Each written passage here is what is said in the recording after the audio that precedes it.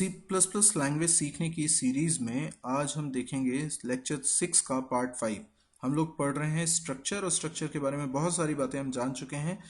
हमने दो डिफरेंसेस सी और सी प्लस प्लस के स्ट्रक्चर के बीच में अभी तक समझ लिए हैं। आज हम तीसरा डिफरेंस समझने की कोशिश कर रहे हैं।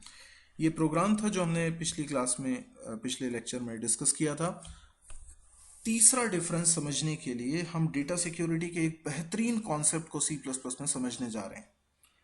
जैसे बुक आईडी यहाँ पर एक वेरिएबल है, मेंबर वेरिएबल है बुक स्ट्रक्चर के अंदर। तो इसका मतलब जब ये b1 वेरिएबल हमने बनाया होगा मेन फंक्शन के अंदर, ये देखिए हमने b1 वेरिएबल बनाया हुआ है मेन फंक्शन के अंदर, तो b1 के अंदर एक बुक आईडी नाम का वेरिएबल होगा। आप इसको ऐसे इमेजिन करिए कि एक बड़ा प्रोजेक्ट है और स्ट्रक्चर किसी और व्यक्ति ने बनाया है और मेन फंक्शन कोई और प्रोग्रामर बना रहा है। तो जो मेन फंक्शन बना रहा है उसको बुक स्ट्रक्चर की डेप्थ में जानकारी नहीं है, उसे सिर्फ बुक को यूज़ करना है। बेसिकली बुक स्ट्रक्चर जिसने बनाया होगा उसने बहुत अच्छे से समझा होगा बुक से रिलेटेड सारी बातों को और पूरी डेफिनेशन बुक स्ट्रक्चर की बनाई होगी। मेरे कहने का मतलब ये है कि कुछ पॉलिसीज हो सकती हैं, जैसे कि बुक आईडी की वैल्यू कभी भी नेगेटिव नहीं होना है। ऐसा उस प्रोग्रामर को पता चला जिसने ये स्ट्रक्चर बनाया, तो उसने कहा कि अच्छा ये बुक आईडी की वैल्यू कभी नेगेटिव ना हो, इसके लिए हम इनपुट फंक्शन में थोड़ा सा चेंज करते हैं। यदि बुक आईडी की वैल्यू जो यूज़र ने एंटर करी है वो लेस देन 0 हो, तो बुक आईडी के अंदर असाइन कर दिया जाए माइनस ऑफ बुक आईडी। क्या हुआ बेसिकली, इससे जो भी वैल्यू यूज़र ने एंटर करी बुक आईडी की, लेट से -100 एंटर कर दिया, तो -100 पॉलिसी के खिलाफ है। अब ये बात बुक स्ट्रक्चर बनाने वाला तो जानता है, लेकिन एंटर करने वाला तो नहीं जानता। इसीलिए इसके अंदर हमने एक कंडीशन लगाई कि यदि बुक आईडी की वैल्यू नेगेटिव है तो उसमें माइनस का मल्टीप्लाई करके उसको प्लस बना दिया जाए और वो वैल्यू बुक आईडी के अंदर रख दी जाए। तो -100 एंटर करोगे तो 100 स्टोर होगा। ये मैं सिर्फ एक एग्जांपल दे रहा हूँ। कोई भी वैल्यू मेंबर वेरिएबल्स के अंदर क्या हो सकती है जो कि वैलिड रहे, इसकी जानकारी स्ट्रक्चर बनाने वाले को होगी। तो उसको ये ध्यान रखना होगा कि इन वेरिएबल्स की वैल्यू कभी भी करप्ट ना हो। सी लैंग्वेज में ऐसा कोई तरीका नहीं था जिससे कि इस डेटा की सिक्योरिटी की जा सके, डेटा को करप्ट होने से बचाया जा सके। अगर एक बड़ा प्रोग्राम सी लैंग्वेज में बनाएंगे और टीम में काम होगा तो बहुत चांसेस हैं कि एक व्यक्ति को तो मालूम है कि बुक आईडी की क्या वैल्यू है होनी चाहिए, क्या पॉलिसीज हैं उसकी, लेकिन दूसरे प्रोग्रामर को नहीं मालूम, उसने कुछ गलत कोडिंग कर दी और बुक आईडी के अंदर जो वैल्यू आनी थी वो गलत हो गई। तो यहाँ पर भी ऐसा हो सकता था अगर हम ये इफ़ कंडीशन नहीं लगाते तो। अब ये इफ़ कंडीशन लगा देने से एक बात की गारंटी है, इनपुट फंक्शन चलेगा तो बुक आईडी की वैल्यू आप कुछ भी एंटर करो, अगर नेगेटिव एंटर करोगे तो वो पॉजिटिव ही स्टोर होगी। लेकिन मेन फंक्शन तो कोई और बना रहा है, और मेन फंक्शन बनाने वाला ज़रूरी नहीं है कि b1 डॉट इनपुट ही लिखे, वो सीधे लिखे b1 dot book ID assign -100। तब आप क्या करेंगे? ऑब्वियसली बुक आईडी के अंदर -100 चला जाएगा, यानी आपने अगर स्ट्रक्चर बनाया है तो आपको पॉलिसीज़ के बारे में सब कुछ मालूम है, आपने इनपुट फंक्शन में करेक्शन भी करे, लेकिन उसके बावजूद भी आप रोक नहीं पा रहे हैं कि बुक आईडी का डेटा करप्ट हो गया। अगर आप चाहते हैं कि बुक आईडी की वैल्यू करप्ट ना हो और आप ही इसके इंपॉर्टेंस को समझते हैं, तो आप ये करिए कि बुक आईडी वेरिएबल को कोई भी बाहर से, स्ट्रक्चर की बॉडी के बाहर से एक्सेस ही ना कर पाए। यानी कोई लिखे b1 डॉट बुक आईडी तो एरर आ जाए।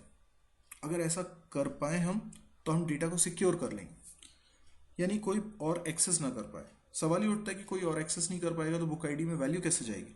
ये इनपुट फंक्शन है ना, इनपुट फंक्शन को जब कॉल करेंगे तो यूज़र वैल्यू एंटर करेगा, बुक आईडी में वैल्यू जाएगी और वो सही जाएगी, क्योंकि इनपुट फंक्शन में ही आपने इफ़ कंडीशन लगाई हुई है कि यदि नेगेटिव वैल्यू होती है तो बुक आईडी की वैल्यू पॉजिटिव हो जाए। इसका मतलब इनपुट फंक्शन कॉल हो, उसके ज़रिए वैल्यूज़ इनपुट हों, तो डेटा कभी करप्ट नहीं होगा। सीधे सीधे वैल्यू आप रखने की कोशिश करेंगे, जैसे b1 dot book ID assign -100, तो ज़रूर करप्ट होने के चांस है। सी लैंग्वेज में कोई तरीका नहीं था इस गलती को रोकने का, लेकिन सी प्लस प्लस कहती है कि एक तरीका है। हम ये डिसाइड कर सकते हैं कि कौन कौन से मेंबर्स स्ट्रक्चर के स्ट्रक्चर की बॉडी के बाहर से एक्सेस हो पाए, कौन कौन से ना हो पाए। तो यदि मैं इन मेंबर्स को प्राइवेट बना देता हूँ, ये प्राइवेट क्या है, एक एक्सेस स्पेसिफायर है। एक्सेस स्पेसिफायर 3 होते हैं, प्राइवेट, प्रोटेक्टेड और पब्लिक। तो मैंने जैसे प्राइवेट लिखा तो जितने भी मेंबर्स इसके बाद बना रहा हूँ ये सारे प्राइवेट हो जाएंगे।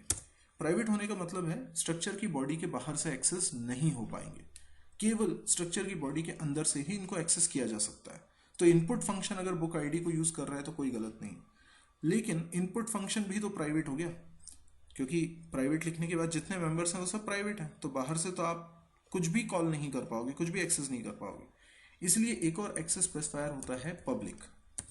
तो जो मेंबर्स पब्लिक होते हैं, देखिए लिखने का तरीका क्या है, आपने पब्लिक कीवर्ड लिखा, कोलन लगाया, इसके बाद जितने मेंबर्स हैं सारे पब्लिक हो गए। प्राइवेट लिखा, प्राइवेट के बाद कोलन लगाया, उसके बाद जितने मेंबर्स हैं वो सारे के सारे प्राइवेट है। तो यहाँ पे 3 मेंबर्स प्राइवेट हैं, बुक आईडी, टाइटल, प्राइस, जबकि 2 मेंबर्स मेंबर फंक्शंस पब्लिक हैं, इनपुट, डिस्प्ले। जो मेंबर्स पब्लिक होते हैं वो बाहर से एक्सेसिबल होते हैं। तो आप देख रहे हैं b1 डॉट इनपुट, यानी b1 ने अपने एक पब्लिक फंक्शन को कॉल किया है, वो कॉल हो जाएगा। b1 dot display public function को कॉल किया है, कॉल हो जाएगा। लेकिन b1 डॉट बुक आईडी तो ये कॉल नहीं हो पाएगा, क्योंकि ये प्राइवेट मेंबर है, इसमें आएगी एरर। देखिए मैं इसको कंपाइल करके आपको बताता हूँ। इसमें एक एरर आ रही है, बुक के अंदर जो बुक आईडी है वो एक्सेसिबल नहीं है, क्योंकि हमने एक्सेस स्पेसिफायर मेंशन किया है प्राइवेट। तो जो मेंबर्स प्राइवेट होते हैं उन्हें स्ट्रक्चर की बॉडी के बाहर से एक्सेस नहीं किया जा सकता। तो इस प्राइवेट को यूज करने से डेटा सिक्योर हो गया। डेटा यूज नहीं हो रहा है ऐसा नहीं कह रहे हैं, पर डायरेक्टली यूज नहीं हो रहा, जो फंक्शंस बना है उसके थ्रू ही एक्सेस हो रहा है। और उसके ये बड़े इंपॉर्टेंट कॉन्सेप्ट्स में से एक है कि किसी भी वेरिएबल के जो भी मेंबर वेरिएबल्स हैं उनकी वैल्यूज फंक्शंस के द्वारा ही चेंज होनी चाहिए, इससे डेटा करप्ट होने के चांसेस रिड्यूस हो जाते हैं। तो सी लैंग्वेज में हम स्ट्रक्चर के अंदर प्राइवेट, प्रोटेक्टेड, पब्लिक ये नहीं लिख पाते थे। अच्छा आप सोच रहे होंगे प्रोटेक्टेड क्यों नहीं बताया। ये जो प्रोटेक्टेड है इसका मीनिंग हम इनहेरिटेंस में पहली बार पढ़ेंगे। अभी तो प्रोटेक्टेड और प्राइवेट में हमें अंतर ही समझ में नहीं आएगा, क्योंकि प्रोटेक्टेड मेंबर भी स्ट्रक्चर की बॉडी के बाहर से एक्सेस नहीं होते। तो मैं अभी तो सिर्फ प्राइवेट और पब्लिक का ही इस्तेमाल करूंगा। जब हम इनहेरिटेंस चैप्टर देखेंगे उसमें हम देखेंगे कि प्रोटेक्टेड का क्या मतलब होता है। तो हमें ये समझ में आया कि सी लैंग्वेज में प्राइवेट, प्रोटेक्टेड, पब्लिक जैसी कोई चीज़ होती नहीं थी। इसलिए ये तीसरा डिफरेंस है कि C++ में हम मेंबर्स के बारे में एक्सेस रूल्स तय कर सकते हैं कि वो कहाँ से एक्सेसिबल हो सकते हैं। तो स्ट्रक्चर की बॉडी के अंदर से तो सब कुछ एक्सेस हो जाएगा, लेकिन स्ट्रक्चर की बॉडी के बाहर से प्राइवेट मेंबर्स एक्सेस नहीं हो पाएंगे।